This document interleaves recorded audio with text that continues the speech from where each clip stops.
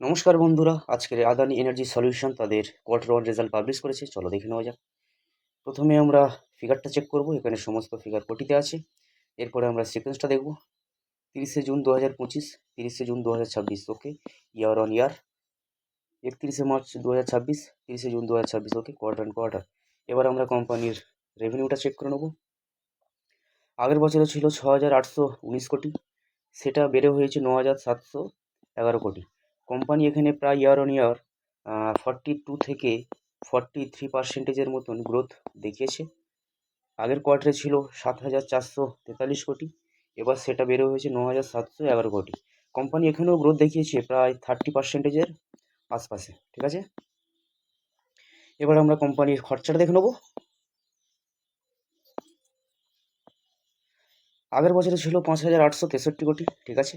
এবছর হয়েছে 8,439 কোটি, ঠিক আছে। আগের কোয়ার্টারে ছিল 6,760 কোটি, এই কোয়ার্টার হয়েছে 8,439 কোটি, ঠিক আছে। রেভিনিউ বাড়ার সঙ্গে সঙ্গে এক্সপেন্স বাড়বে, এটাই স্বাভাবিক।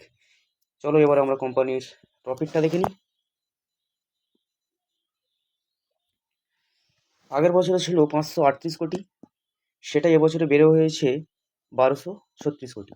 কোম্পানি এখানে প্রায় তাদের প্রফিট ইয়ার অন ইয়ার ডবলের ওপরই রেখেছে, যেটা খুব ভালো কথা। আগের কোয়ার্টারে ছিল 722 কোটি, এই কোয়ার্টারে হয়েছে 1,236 কোটি, এবং কোম্পানি কোয়ার্টার অন কোয়ার্টার প্রায় 70%-এর মতন জাম্প দেখিয়েছে, ঠিক আছে। এবার আমরা কোম্পানির ইপিএসটা চেক করব। আগের বছরে ছিল 4 টাকা 27 পয়সা, এবছর সেটা হয়েছে 9 টাকা 57 পয়সা, এখানেও ডবল গ্রোথ। আগের কোয়ার্টারে ছিল 5 টাকা 69 পয়সা, এবার হয়েছে 9 টাকা 57 পয়সা, ঠিক আছে। আদানি এনার্জি সলিউশন প্রতিটা ক্ষেত্রেই তাদের রেজাল্ট খুব ভালো নিয়ে এসছে।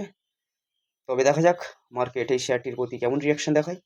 যদি ভিডিওটি ভালো লাগে তাহলে অবশ্যই লাইক করবেন এবং আরও আপডেট পেতে আমাদের সাথে থাকবেন। ধন্যবাদ।